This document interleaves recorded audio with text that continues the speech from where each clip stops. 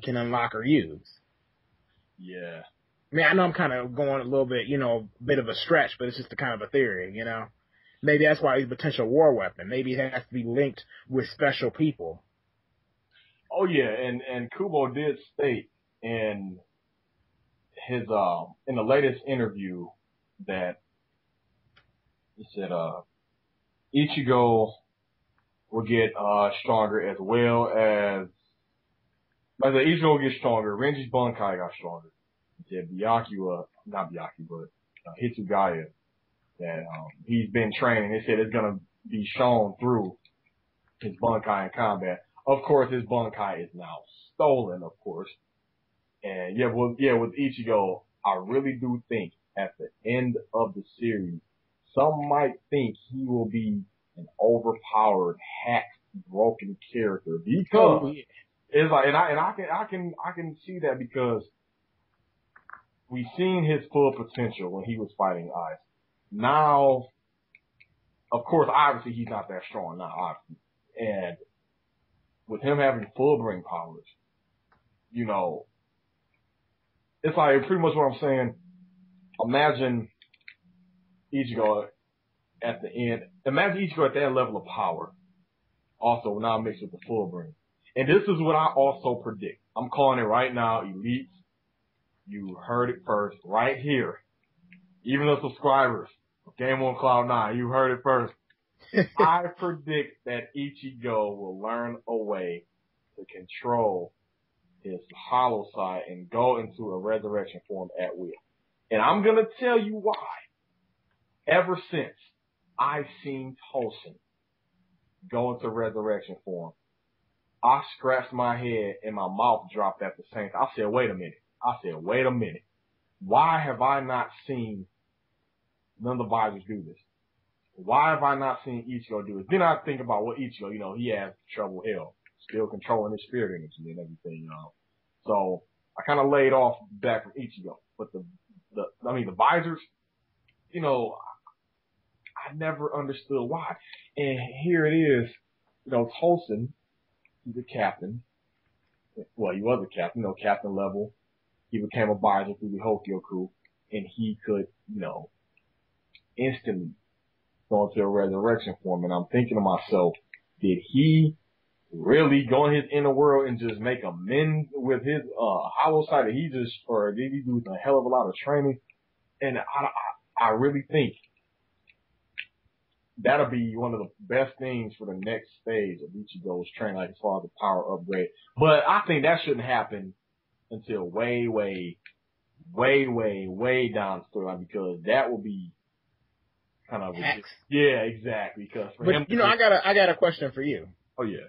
Do you think it's possible that maybe Ichigo, if he unlocked the Resurrection, he could take that the power of his Resurrection, since Resurrection kind of revolves around the power of a hollow, and we know Bankai is the power of a Shinigami. Do you think it's possible he could combine them somehow together to create a power that only he can use, that's unique to him, like a new form?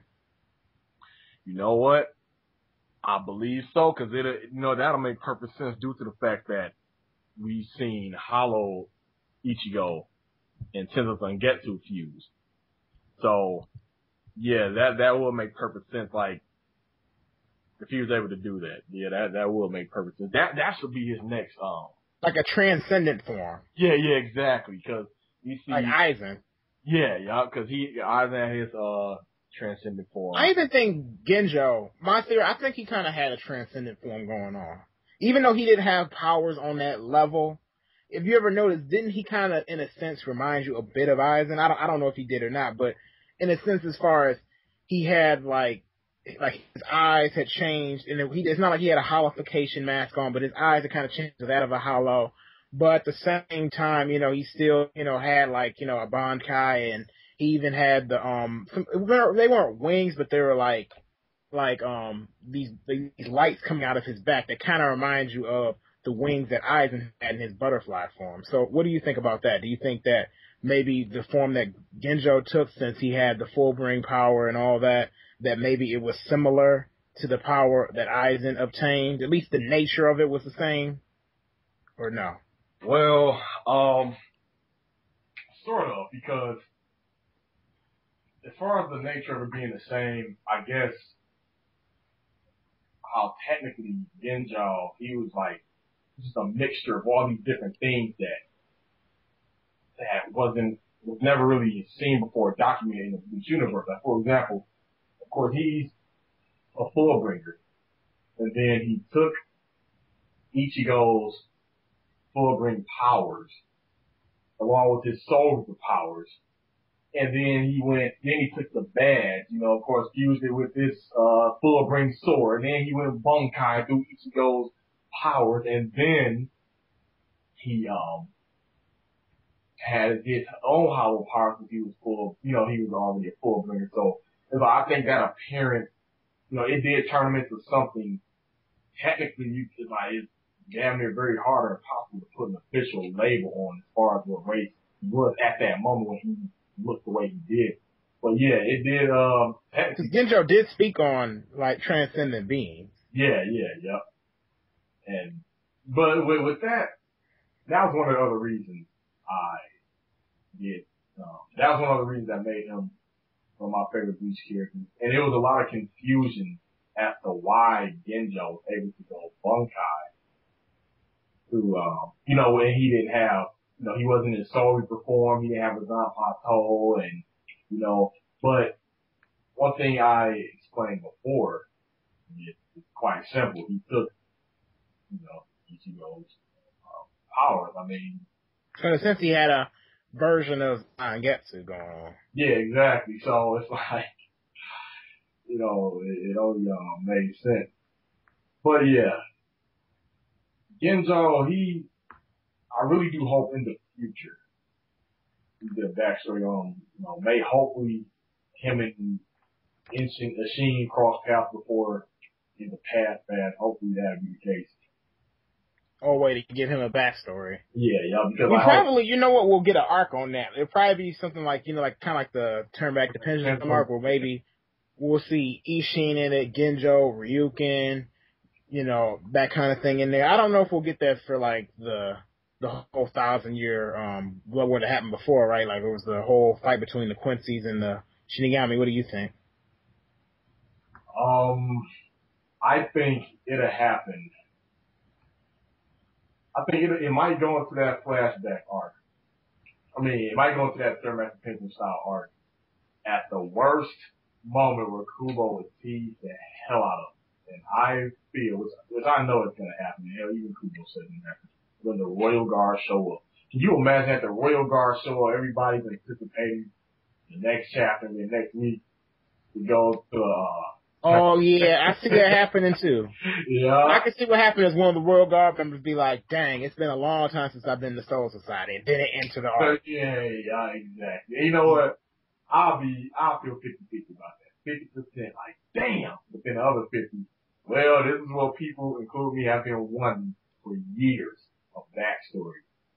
I want to see what they look like. I want to see, like, what their powers is going to be like, man. Like, like, I want to see who's the captain of the Royal Guard.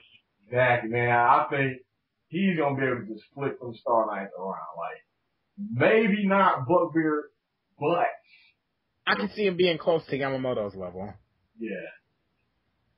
Because, with the whole Royal Guard being made up of captains, that means the grunts are captains, the seated officers are captains, the lieutenant is the captain level. It's like everybody are just captains. But the one thing I'm highly curious about, and a lot of people probably don't know this, they probably forgot about it. But even in my Bleach data book, it talks about the royal family. And I wonder how big is the royal family.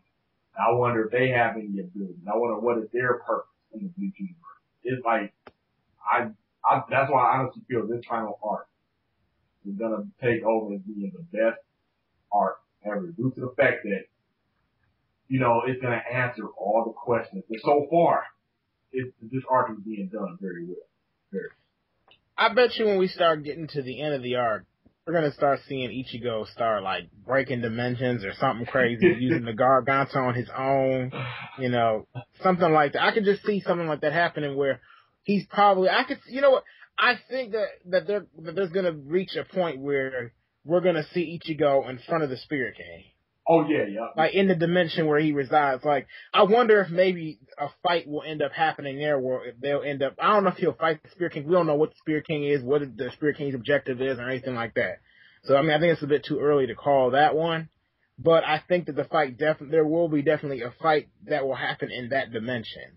Oh yeah, I see that happening too. Yeah, I'm like, who knows? Maybe Ichigo somehow could end up being the key to that dimension. Maybe that's what makes him special. Oh yeah, that's another good theory right there. I said that's another good theory right there.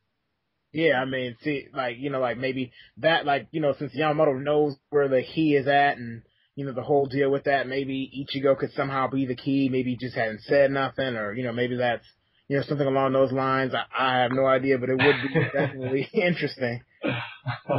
Maybe that's why Aizen was so interested in fighting Ichigo towards the end, was waiting around for him. Maybe he was waiting for Ichigo's powers to progress or something, and maybe there was going to come an instance to where if he would have beat Ichigo, he would have utilized his power in some way. I mean, I know I'm just throwing out wild theories, but sometimes they just pop in my head. Oh man, it'd be a lot better than some of the theories I'll be reading or hearing about, man. I will say this one theory I've been reading, hearing about a lot. Ichigo's mom, Quincy, and my only thing with that, if she was a Quincy, I think she would have defended herself against Grant Fisher, and I also think by now, some form of Quincy power would have, have been shown, in Ichigo by now. Yeah, like I would think Ryu would have had a thought that popped up in his head or something. Like, yeah. Like there's something weird about Ichigo. He somehow seems similar to me or something like that. Yeah, that'd have been something to say. Like, I mean, it's possible, but I doubt that, he'll actually end up being, or he actually is a Quincy, or his mom was a Quincy, I'll say.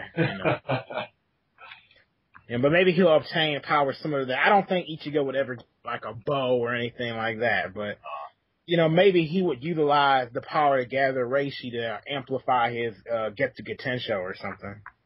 Oh yeah, that'd be cool. I mean, who wouldn't like to see that? I mean, Ichigo already has a vast amount of spiritual power, and then on top of that, if he was able to gather Reishi around him at a much greater rate like the Quincy's can do, and or even somehow he was able to enhance his Bankai with the power that Quincy's possessed, that would be pretty sweet. I mean, at least it would to me. and it makes you wonder. Now, Ichigo fought Aizen, of course, he was in Bankai. It makes you wonder how would he have looked through the Shikai. I wonder how his Oh yeah, he was in that Bankai for so long. Exactly. And it's like with the one other thing I know from Ichigo. Now that he has his powers back and he's stronger and everything, he still cannot control his spiritual pressure because as we can see, his Zanpakuto is still in his release form. That's what I think made his Bankai, when he fought Aizen, so much more powerful. Because to me, it came off as if he could control his spiritual pressure and power perfectly. Yeah. Because Aizen was talking about how any movement Ichigo did, it was almost like all his power would flow into that. Yeah. So it was almost like he obtained perfect balance within himself. But it's almost like now he's out of whack again. He can't do what he used to do because, he was stopping Kidos in the 90s with just his hand and just doing just absurd stuff. I mean, it just really makes me wonder what is going to happen. Is Buckbeard on these Aizen levels, or is Buckbeard going to reach these Aizen levels? And, how is the fight going to occur? Because we know Buckbeard, the Quincy's, they almost, their powers appear to, at least in the Soul Society, it's almost like they can control matter itself. Yeah. They can't do that in the human world, so I guess that's in a sense what weaken their powers if they're there. But anywhere else, I definitely, I can't see how, Ichigo can actually fight the Quincy's, or at least as far as Buckbeard. I don't see how he could fight Buckbeard, in his current state in somewhere like Soul Society or something. Yeah, because I think that's gonna be the greatest. That's gonna be their advantage. They will have to fight the Quincy's in the world of the living, and of course, if I have to take a guess, especially with what Kubo was hinting at, is that their base of operations, that Ice Fortress, is in the world of the living. So they will have to take the battle to there. If they want to have a good chance of winning.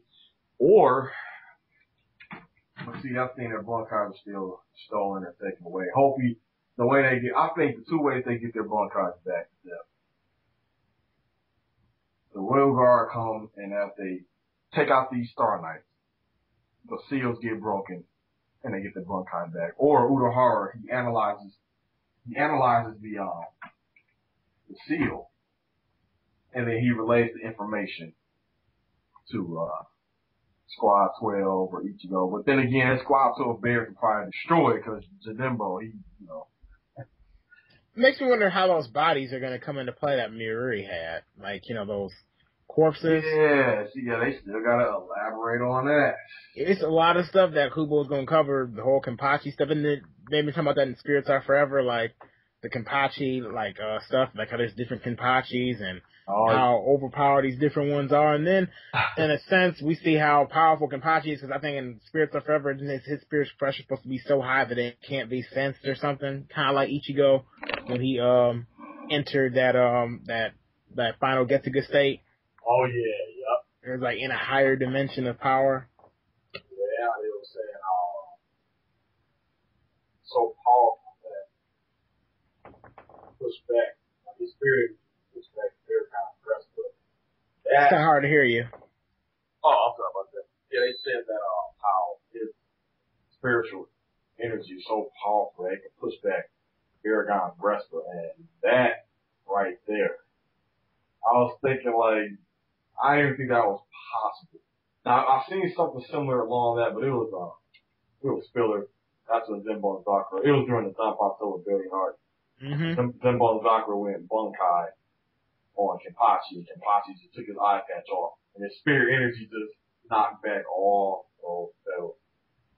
Yeah, the Zanpakuto Rebellion arc, in a sense, kind of reminds me a little bit of this arc as far as the whole Bankai stealing thing. Yep. I'm like, kind of makes me wonder, I'm like, if Kubo maybe got a little influence from there. Yeah, it's colder, man. Or maybe he told some of the animators about that, he's about to do some kind of arc, and maybe they thought we could do a filler out of this maybe back then, like a while ago. Oh, yeah, that could happen, yeah. Because I've noticed that in some animes where, there'll be things in the filler that, at the time it's not canon, but later on it becomes canon. Yeah. So I'm like, maybe the writer told him, oh, you can throw this in here for now. Just don't do this, and this about it, with it, and I'm going to use it later on. So I don't know. I know if fans had to guess, I bet this would be a very accurate assumption that the worst arc in canon Bleach universe would be the full length arc, and the worst filler arc would be the bound arc. Oh yeah, I didn't like the bound arc like that. I'm like, surprisingly, I think there are quite a few people who do, but I don't know, that arc that's probably one of the ones where I can't look at it over again, like the filler. Yeah, that one. Like, I didn't much care for Karia or any of the other bouts. I don't even remember the rest of the other ones' names. I mean, I guess his power with wind was kind of cool, but other than that, kind of could take him or leave him on that, front. But it's like the bounce. They were another example of how Soul Society makes a lot of their own things. Like if the decisions they make, like Toshiro's boy in the second movie, because of that stupid rule, that right there, he rebelled against Soul Society. Koga, he was set up, and yeah, I know you're talking about. That's my favorite movie, Bleach, Diamond Dust Rebellion. Oh yeah. I really hope they make one more Bleach movie where Grimmjow in it, son. That'd be awesome. Yeah, exactly. Because now think about it, they never had none of these spotters in a movie. Wait a minute. Well, sort of, kind of, with that special chapter where they had Grams and what's Arino? You know, Zaya Opera Grams. Oh yeah, I remember that one. Yeah, I'm like, so. I mean, I know Kubo made a special chapter, but so I guess you can kind of link them into the movie since it made the movie canon. But yeah, I definitely hope that they do make a movie about Grimmjow. I mean, kind of wondering about Grimmjow right now. Like, I wonder if he's gonna come back with maybe like a second resurrection or something along those lines. Yeah, see, that could I really do think that could be a great possibility. And like I was saying, Ukuyura, of course, he obtained he became an Arancard through natural means and eyes, and of course, made him even more stronger with the Hokyoku, and that's how he was able to have two forms.